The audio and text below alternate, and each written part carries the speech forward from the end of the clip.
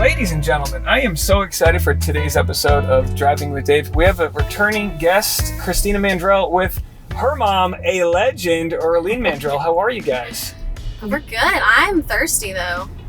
Are you thirsty for some Starbucks? I would love some Starbucks, yes. All right, let's go to Starbucks. Okay. I'll judge you guys by your order. Now, Irlene, I know you've done projects a little bigger than mine, so thank you for humbling yourself in the Tesla here. Oh, thanks. We were having fun before we got to you because I hadn't ridden with Christina. Vanessa's my sister. Yeah.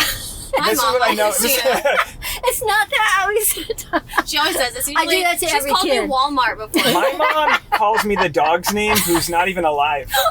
Oh, Way that's before sad. she gets my name down. She's like, Exactly. Jameson. So you get it. Yeah, absolutely. Now, I've, obviously tried to do my research here, and we've got, Christina's been on Bachelor in Paradise, but you are a... Well, wait. Technically. Wait, no, I'm sorry. I didn't see her on that. I'm sorry, you're right, you No, weren't on it. technically I was, just- you guys. I get to add it to my IMDb because of the last, they're claiming us, Brandon and I, a Bachelor in Paradise couple.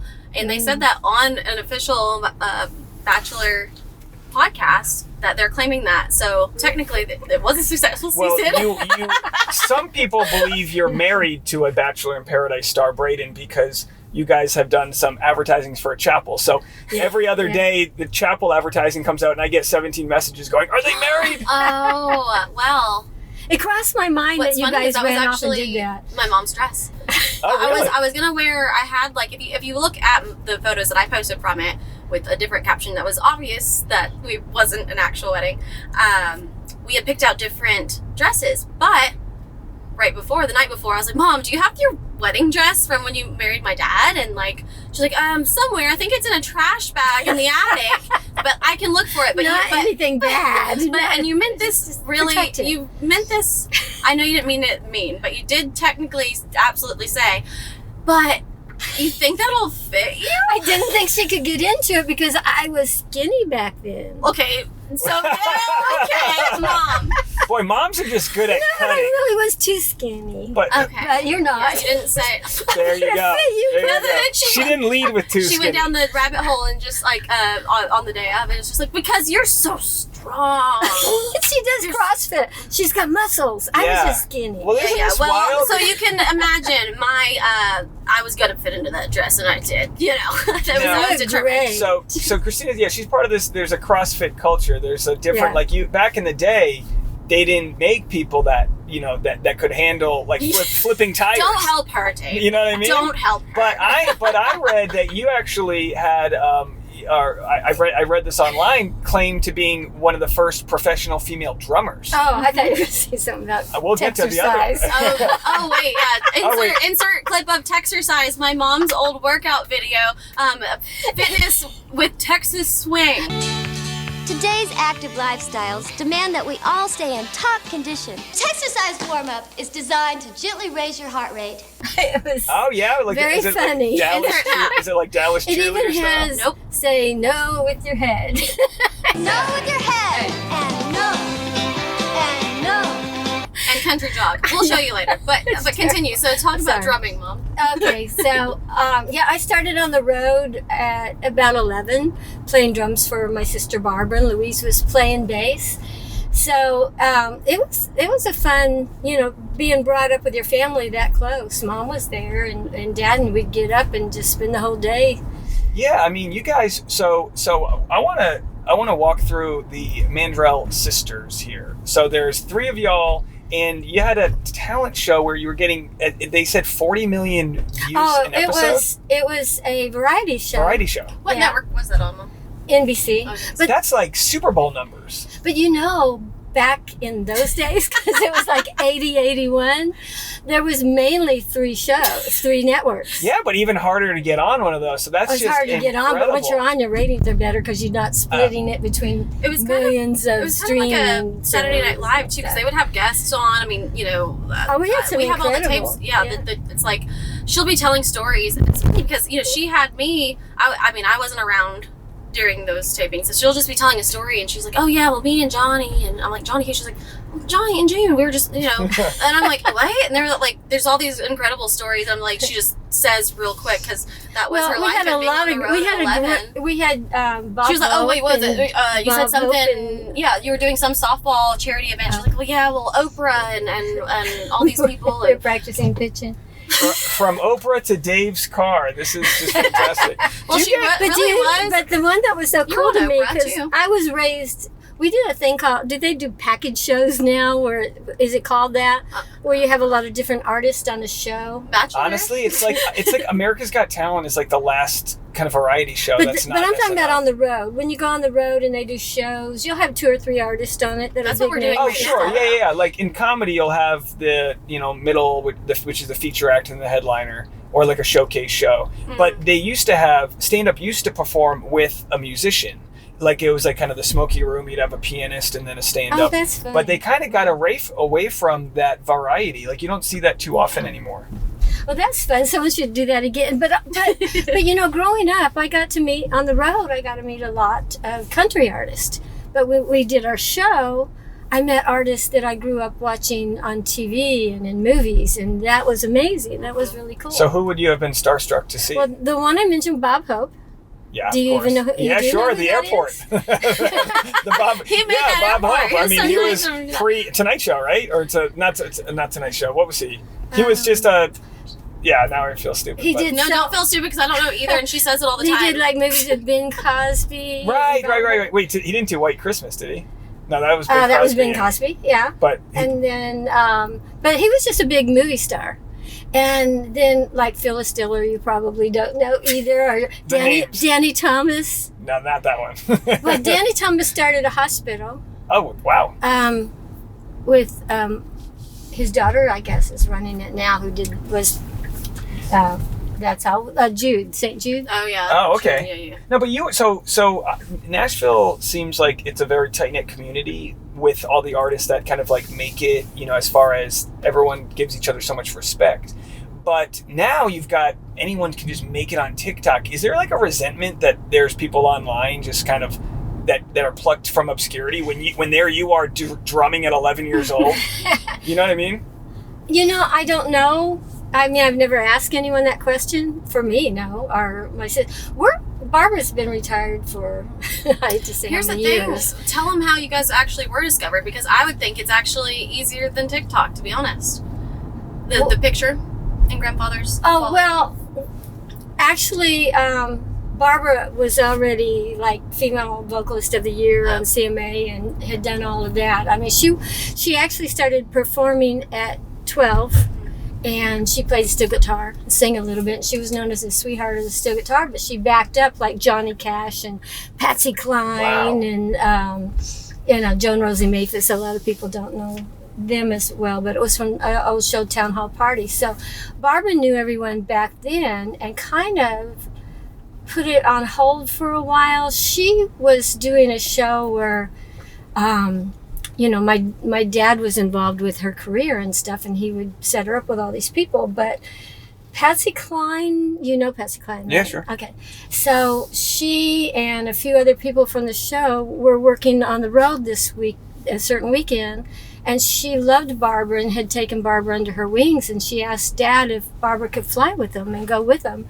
And he said, well, she's been away from home so much and stuff, let's do a rain check, which is not like Dad. If it has to do with music, it's usually like, yeah. But he goes, let's do a rain check. And that plane went down, and that's where Cowboy Copas and Patsy Cline and all of them were killed. No way. So, sorry, that's emotional for me. Oh, I now can we're rolling up imagine. to Starbucks. Yeah, okay, so just spit out your order for me here. So, yeah, no, I mean, I think it's just so fascinating how the way you used to get recognized, like it was so random. You had like Pam Anderson got recognized in the Jumbotron of a Canadian Football League game. Kate Upton at a basketball game. You used to have to be like on in a billboard or just like, Pam Anderson, that's huge though, Yeah. But the picture in the wallet, how did that happen? What happened? Oh, the wallet picture you're talking about. That's what I'm talking about. That's way later. Okay, so I'll work up to it way later. Sure, yeah. Because Barbara, my dad, she retired for a while and she played in the school band or whatever. But my mom started playing bass because she had played piano in the church where my mom and dad met. Daddy put together a band called the Mandrell Family Band. After the sisters had taken off? No, this is way before this. Oh, okay. And I'm learning this too. Okay, so anyway, Mom learned bass because they needed a bass player. They got a drummer and a guitar player, but Barbara played steel and saxophone and banjo and just all this stuff. And Daddy got the band. They would play military clubs. And they went overseas a couple years that Louise and I stayed with our aunt and uncle because we were too young. But I was starting to learn drums and Louise was starting to learn bass. Barbara came back at 18, married the drummer, Ken Dudney. He became a Navy pilot. Wow. They've been married now for 19 years. They're still married. But she retired to be a Navy pilot's wife. And so we moved to Tennessee from California at that point because my dad had another brother in New Bern, Tennessee, and he thought, well, I'll just build houses and sell them and do that. New Bern, Tennessee from Oceanside, California was a big change. Yeah, I'm sure. But Louise said, keep practicing. She'll never stay retired. So here we are in New Bern, Tennessee. Ken goes overseas. Barbara comes with us, and she and Dad go to the Opry. And she goes, I can't stand it. I got to be up there because she'd been performing all her life. And he said, okay, I'll manage you if you'll stick with it. And then that's when Louise and I became part of her band when she started on the road. Wow. So Barbara decided she'd worked the road forever. She decided to do a TV show. So she went out there and they were talking to different people. And Marty Krofft had, and you guys know who the Osmonds are? Sure. So he had just done a summer show with Marie and Donnie and their family. So he asked Barbara, he says, do you happen to have any family that performed with you because this was such a great hit? And she goes, well, I haven't performed with him for a while because Louise was already recording in her own right. And I'd gone off, did a little bit with CoverGirl and different modeling stuff. And so she's like, yeah, let me see, what we can do. And Daddy had pictures that we had given him for Father's Day, headshots of each of us. And that's the picture she's talking about. And so that's how. So you had the headshots ready to go? So he used the little wallet pictures to show NBC. And and they said they got a show. They had they had us go on the Mike Douglas show as kind of an audition. Did Donnie and Marie, did they were they the sample that proved that family stuff was working? That was probably what made Marty Krofft think of family. Because I feel like that's what entertainment. I feel like producers, when they see one thing work, they're like, give me a family. And until you're like, it doesn't work anymore. It did good for us. I think The Bachelor. So. Kind of same thing. They're like, if something's working and you're going to keep seeing that they beat it down. They're almost risk averse. Why not, Now, so I got to go to your engagement party, and everyone was singing and dancing. It was amazing to see the creativity. Do you and your sister have you guys had any creative pursuits as far as pursuing music? Because I that's one thing I've always wanted to know. Yeah. So my sister, she's 8 years older than me. We have same lovely mother, different dads though. So she's very much her dad's a bass player. Thanks so much. Thank you. Have a good day. Too. Thank you. From when I can remember, she's always wanted to sing, and I remember she was pursuing it for a while, and I would have been 8 at the time, so I'm not sure the backstory of the actual facts, but I was in this little music video dancing with her that she was doing, and so she's wanted to pursue that, and she's loved music, and I think maybe now for that reason, maybe in hindsight realizing, and as an adult, maybe that's why I didn't want to go down or even think that it was my thing. That's my sister's thing. You think you didn't want to do something she was doing? I think so. But it's never too late if you want to. Well, right? that's what Braden keeps saying, and so I don't know. Maybe in the future. Maybe he does such good rapping. We can be a family. Seriously, I've had the girls come on and sing feature them on stage and stuff, but Vanessa's incredible, but I'll tell you what, Vanessa's incredible. Christina, when she sang, I was like, oh my gosh, it's amazing. You're an incredible singer. She was so young, so many years have passed. And then what I was saying on the way here, it was so much fun. She started putting on old songs that she was raised to that I would play, that we sang together in the car. And I'm singing, but I'm listening to her sing thinking, oh my gosh, she's incredible. Oh, well, look at that. Well, Thanks. She's my mom. She's a little biased. And you know, like, it used to be the gatekeepers were very ageist, and they wanted you in the pipeline to be like Nickelodeon or Disney. You know, you had to be like, if you know, Ryan Gosling, they all got their start as like Mickey Mouse Club. But now you can talk straight to your phone, and people go viral all the time with whatever their skill set is. And when they're ready, things kind of come out of nowhere. Now, when did you guys feel famous? When did you feel like, oh, we're no longer playing in this little military room? This is like the big deal. I did play a little bit of military. The first thing that Louise and Barbara and I did together, we went to Germany for the military. Like a USO tour? No, and they didn't even go USO. They kind of went where the guys did not get entertainment normally. It was a little more dangerous. But you're on bases. We had but we did that our first thing. But actually, we worked a lot of like big fairs and stuff like that. So even though we were really young and nobody really knew us, the people at the fair knew us because they had watched at the outdoor place. And Louise, we felt sorry for Barbara back then because she would be doing all these interviews. Yeah, you got but we were there. riding rides and having fun at the fair. I mean, we were like 11, 12, 13 years old.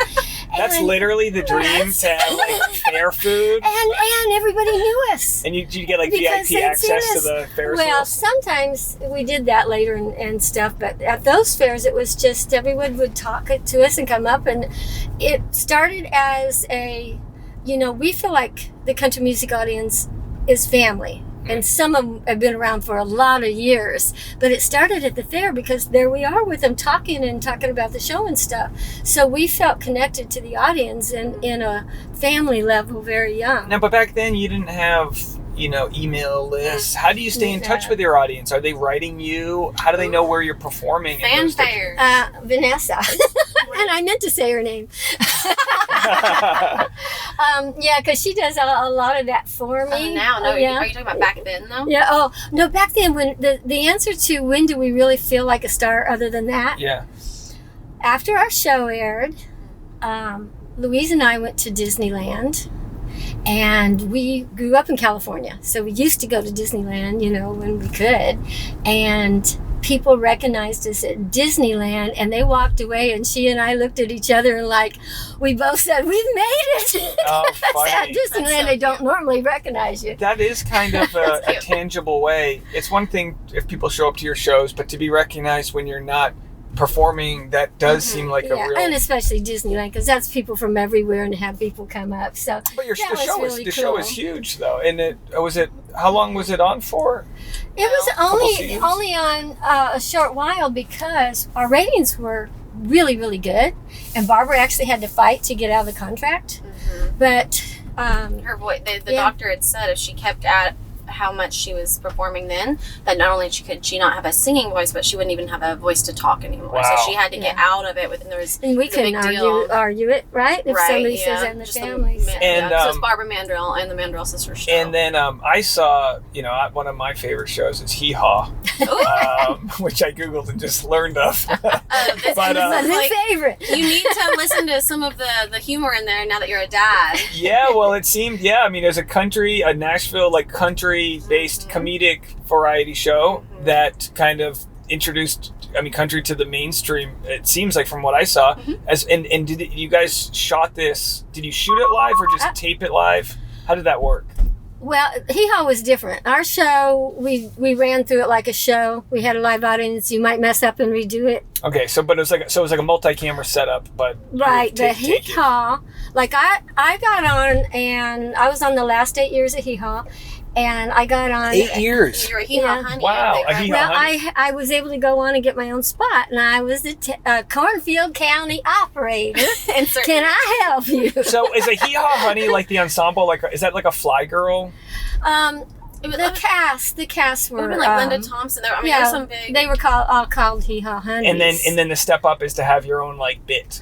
Yeah. It's like type thing. Yeah, I was actually, with my dad setting it up, there was a few things. They said, you can say Hee Haw honey, but she's not going to do certain things. Although I still had the real low cut and the real short, where you pull the dress up pull the dress up because it's too low, but then pull it back down. Oh, yeah. But depending on the camera angle. Yeah. Gotcha. But the fun thing about Hee Haw, we did a thing called cue cards.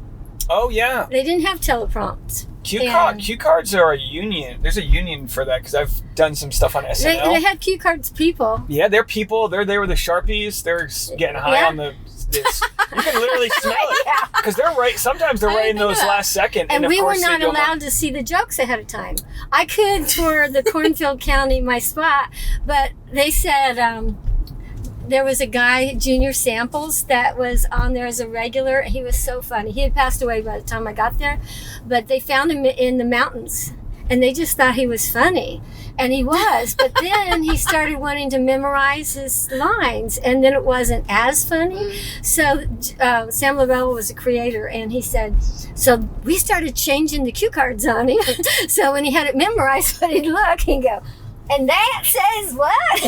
Oh, funny. And on Hee Haw, the more mistakes you made, the more camera time you got. It was fun. Oh, there you go. Same, yeah. Now, the strategy with a lot of cue cards is to, like, if we're talking, rather than read the line and make eye contact, you just, like, stay right on the cue card. Did they give you, like, that technique? How did that work? Well, if you use cue cards anywhere else in a real scene, you would have a few different places, as long as it's off camera.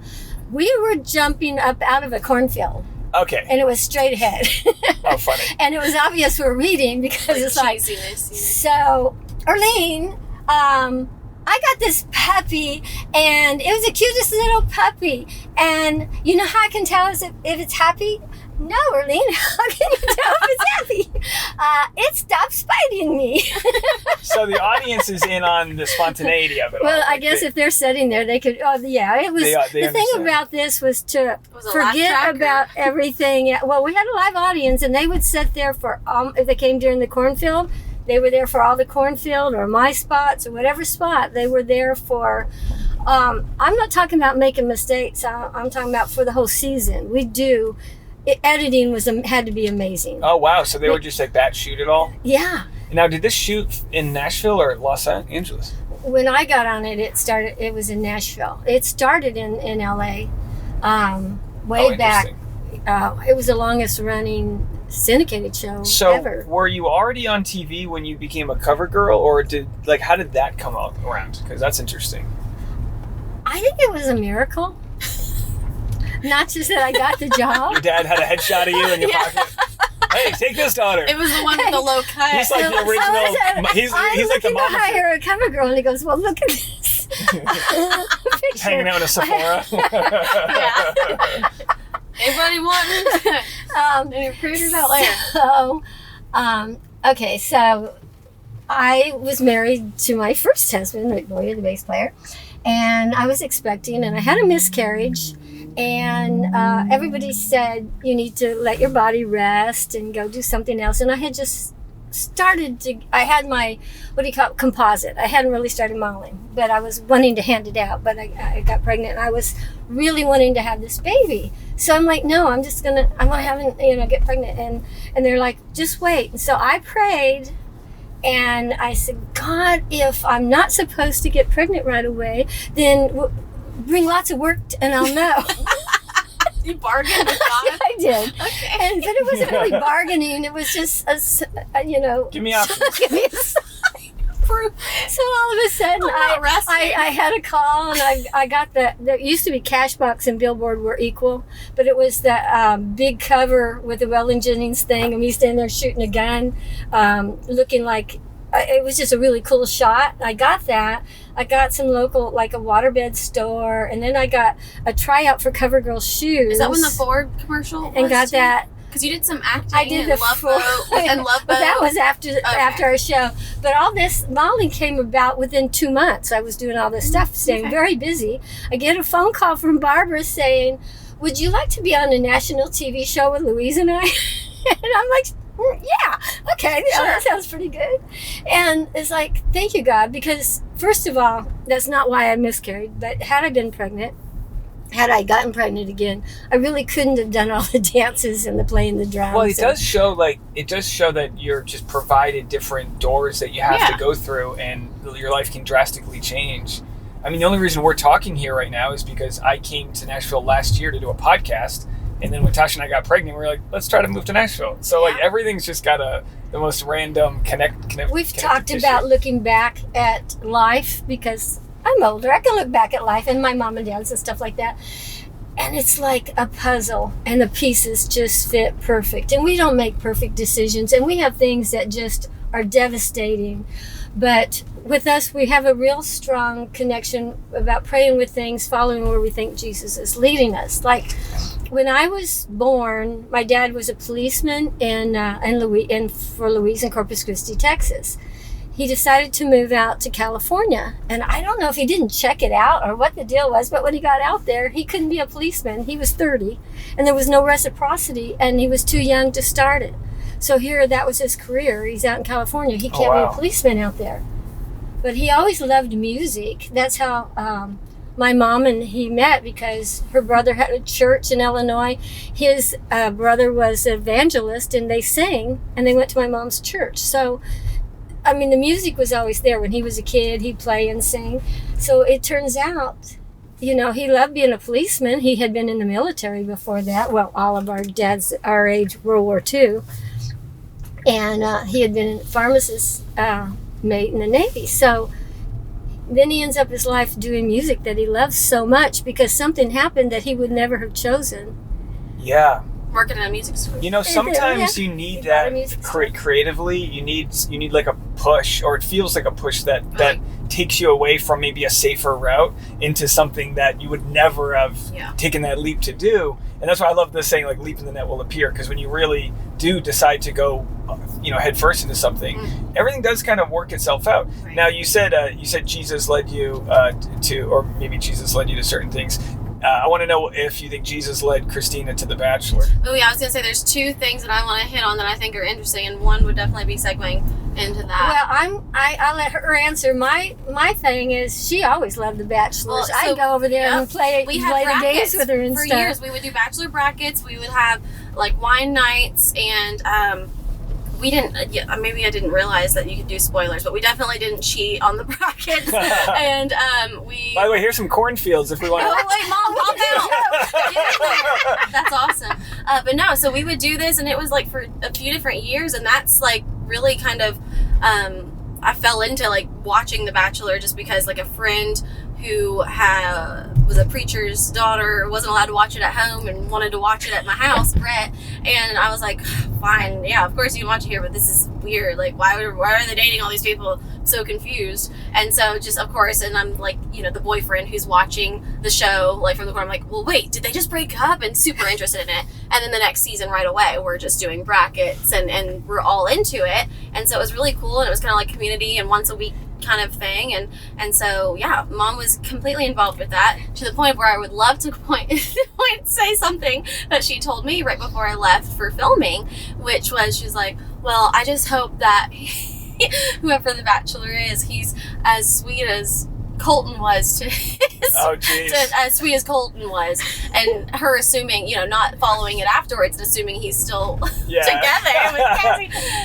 But he is married to a man now with a baby. Baby on the way, yeah. He was my favorite. He was because I thought he was like, if he is as sweet and as like good and like waiting and then like all these things. Your mom's like, if I know anything, Colton's the one for you. Colton is great. He's just so respectful.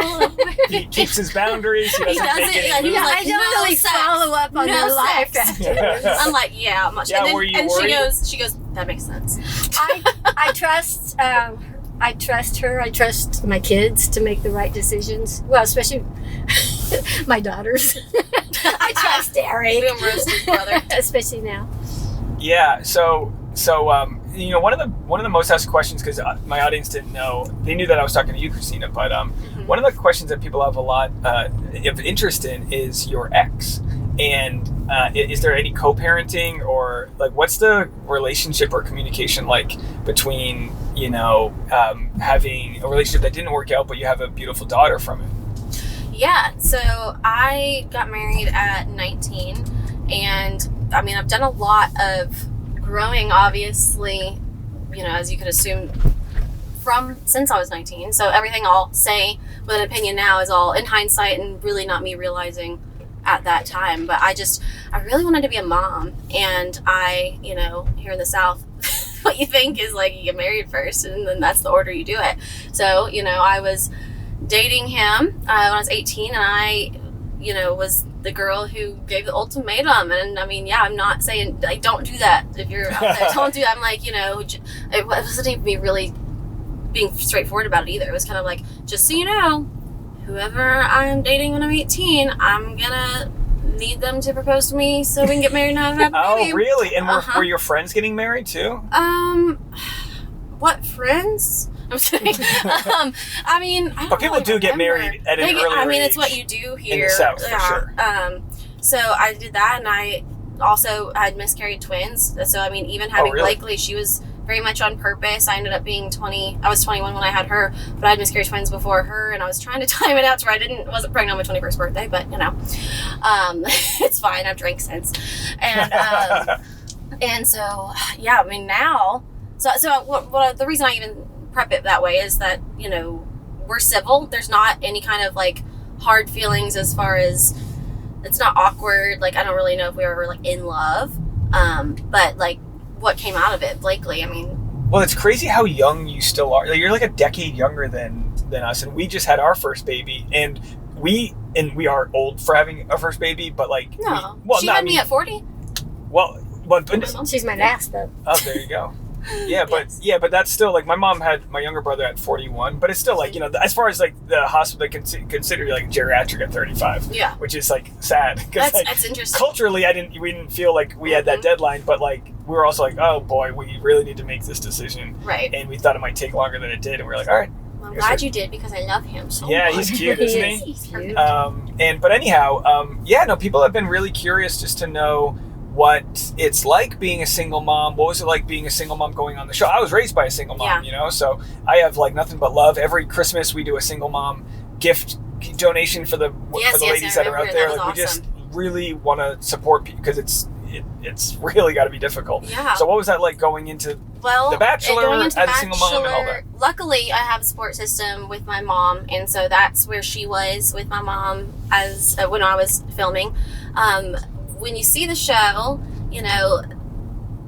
not to give too much away or like get rid of the illusion for the timeline of things, but they keep you in holding. I was gone because I got introduced early on the finale of Bachelorette, and that's so right. Even with that, that was an added 6 days, I believe, longer than the other because there was 5 of us. Oh, they introduced you on Bachelorette and then kept you. And then I'm put away. And so with that and my time on the show, I was only gone a day under 3 weeks. So I really wasn't gone that long. Obviously I had planned for, I was ready to be gone longer than that. Were you shamed though from the audience? I feel like moms, they're really tough on. I think that times have kind of like switched a little bit. I think also that, I think people could see, I had a lot of people come to my defense for being, I was the only mom there in my season. And I think a lot of people kind of saw the connection that Zach and I had. And then once we had a really great talk at the end of the date about, I told him I was a mom and I just kind of throw it on him. But that's how you adapt. He's got to know. And, I think maybe that is kind of what cut my time short in hindsight now, and that's how a lot of he people had to felt. get up and walk away and think about it. I loved his response. No, I'll respect the thinking about it. I love that because that means you're not just like, oh yeah, cool, or like, oh no, not cool. I love the thinking about it. They probably also tell him to like do that for dramatic purposes. Well, I think after that, it was like the first sign where I'm not, where the girls weren't getting along with me. It was kind of a perfect time for me to go home. So I'm kind of thinking that, and then the reason I say that is because I think a lot of people online kind of saw that or said that and created that. And at the time, I'm like, no, that wasn't it. But now it's like, yeah, that might make sense. Yeah. Well, it's interesting because he's only. That's a big. That absolutely is a huge responsibility, and if it's something that you're not on board with. And yeah, that's exactly what I and would love most to people that are on the show are people that are not necessarily ready. Like the show's supposed to be like, oh, this guy's been a bachelor for so long, he's ready to settle down. I know. But it's and when really you come have down 29 other options that aren't without, that, Yeah. then that's amazing. It was really cool for me though, like, and this might seem bad, but I was a mom so young that I was married so young that I didn't really have the whole like single dating, and anyone I had been dating and gone on dates with, they know beforehand that I'm a mom. Yeah. And so for this, I, was told not to say it until I did. And it was really cool because I'm like, okay, well, everyone that I'm like that, let's pretend that he wasn't okay with it. Like, okay, well, I'm still a cool, interesting person, and he liked me for me, and I hadn't experienced that in dating either. Like, it was always like, okay, well, tell me about your kid and all this. It was like we had this really cool foundation where it was just me being me and me like not being like the you're mom. kind of living a secret. Like you're judging me for me and not. Yeah, what like I comes got along to with me. think about me. So it was. I don't want to say it was like a break from motherhood because it's you're always a mom, and I was able to FaceTime her and talk to her and stuff, which was great, which I had worked into the contract, of course. But I thought that was really interesting and cool, and kind of to get all that done. Also an experience. I didn't like go to wasn't a sorority or anything like that. So have the experience with living in a house with the girls, having an experience like not having the daily responsibility as being a mom, and then having the responsibility, and then having the experience of dating. Under 3 weeks. I mean, I loved it. That was great. That's perfect. That's so funny. You said like sorority because that is like a sorority vibe. Yeah, and I've always said for Tasha that I wish she could have been a part of a sorority just to see what it was like. Because I was in a fraternity and had great experience. And while you always hear the crazy stories. Girls are mean. Girls can be mean, but guys can be too, just in different ways. Yeah. I think it can go both ways. But it's still like kind of an interesting way. Like I've learned a lot of my, I think, camaraderie and loyalty comes from kind of what they instill, which is like to take care of each other and things like that. Yeah. Not that happens on The Bachelor. Everyone's cutthroat. But and I didn't realize that until being on there either. That it would be cutthroat? Because it was competition. Well, I didn't think of it that way. I got in there and I was really taking it for the experience that the things that I just mentioned. I'm like, I have no other chance to get these things out of life that, I'm not sad daily that I didn't do these things, but now, like, why not take advantage of the opportunity? I know Blakely's in good hands with my mom and everything's Vanessa. going on, and my sister, Vanessa. So I did want to ask Mom about Braden. Were you, because Braden knows what he signs up for with Christina, right? He already kind of knew your deal before you guys even probably met. So yes. Were you, what were you thinking when Christina said, oh, I met a guy in the franchise? Was it like a typical guy she brings home, or? I'm thinking before I met him, because I saw the interview you guys did. So that's how I found out about the airport. And I thought, how funny. Hilarious to wear that mask and the rose. I know the rose. Funny, Mom. I know, but normally you and Vanessa are entertaining me. And it's great. But that was so funny. And then I got to know him watching the interviews and stuff first, and then he came to Blakely's birthday party. I think was the first time I met him. Yeah, before he moved here, he flew out. So you didn't watch his season where he was kind of villainized? I still haven't seen it. I want to, but I still haven't. It was just, I didn't buy it for a second. I was like, oh, you can tell when someone's villain proof, and I was like, I had already met Braden, and I was like, he's gonna be fine, because they always try to make someone look bad and then redeem them. I was like, he totally. Well, I trust Christina's opinion on somebody and stuff, but when I met him and got to talk to him, it was that the first time? Because that was when we had a tornado. It was the day of the tornado. It was a really serious bad tornado. There were deaths, and he is from San Diego and had no idea what was going on. And he was, and also, the boat thing had happened. He had had so many traumatizing things happen in such little time. So he's sitting there, like, really trying to keep it together. But like I knew about the boat, and then when he comes to Nashville for Blakely, the little one's birthday party. That's huge. Her. That's really cool. Oh, yeah. Although I knew he wanted to see her.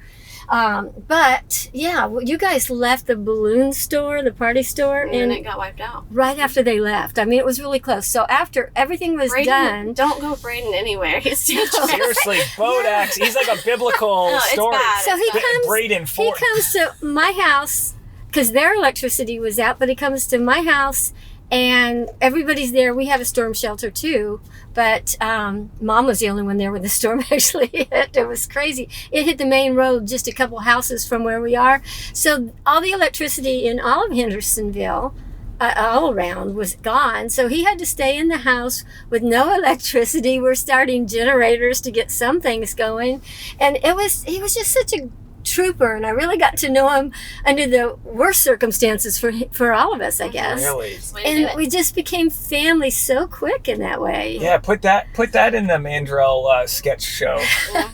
Hanging out in a tornado bunker. We have a freestyling rapping. Yeah. We have a little 6-seater in our tornado bunker, and you need it. Yeah, you do it. Yeah, that's not where I would want to spend time with anybody.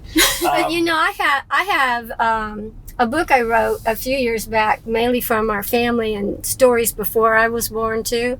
I just knew, and I wanted to put out there, and it's called God Rains Miracles. Ooh. And then I had a radio show with it because I thought when you hear people tell their miracle, it's a lot more exciting than, even though people said, oh, the book was when I needed it and it was all good.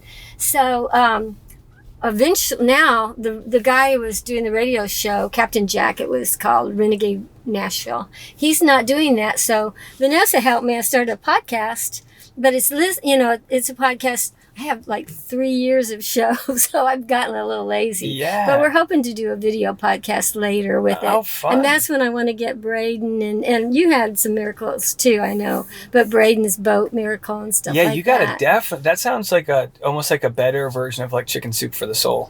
I couldn't read that. I used to try to read that before I even had kids. I would take it to the airport because I was always in the airport. And then people just wonder why you're crying. Yeah. And I can't read it without crying. Oh, how funny. But what's interesting too is creatively, podcasting is the most rudimentary thing in the world. It's just people having conversations, right? And you try to glam it up like we do it in a car and we run around. But in the end, this is just going to be somebody listening to a 40-minute long conversation. Mm-hmm. And they said for the longest time, no one's got the attention span for this. And now, I've had times where I'm on a 4-hour car ride and I'm listening to one episode of something. Yeah. And it's a really good way to really stay in touch with your fans or find new fans. So yeah, I think you definitely should have a sort of a long form conversation about. Well, what I love too is I really think when people share their miracles, they're sharing probably the worst time in their life that becomes the best time in their life. It's so emotional, and I love hearing it. And it's usually after someone's had enough time to see the miracle. Yeah. A lot of time to process. Well, that, and I've actually had like 5 or 6 people come back from the dead. No way. Oh my gosh. Yeah. All the way from the dead, introducing. Yeah. I'm not on the show. Okay. What are you doing to these people? It's live. Wake up. She just goes to the morgue. I need a guest. Thanks for bringing your miracle, Christina, here and introducing us. She is this a is miracle. I'm new to Nashville, so what a way to get the party started. But thanks so much for joining me today, both of you guys. I appreciate it. All right, let's go hang out with my baby. Let's do it.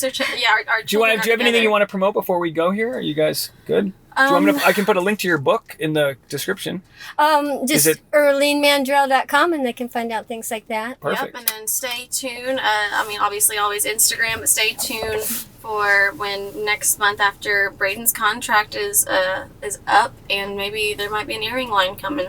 Oh, there you go. An earring line and maybe a dual podcast or something. You guys going to do that soon? We've got some actually exciting things in the works that I will tell you about in a moment. Can't wait to hear about it. All right. Thank you guys so much for joining me today. I really appreciate it.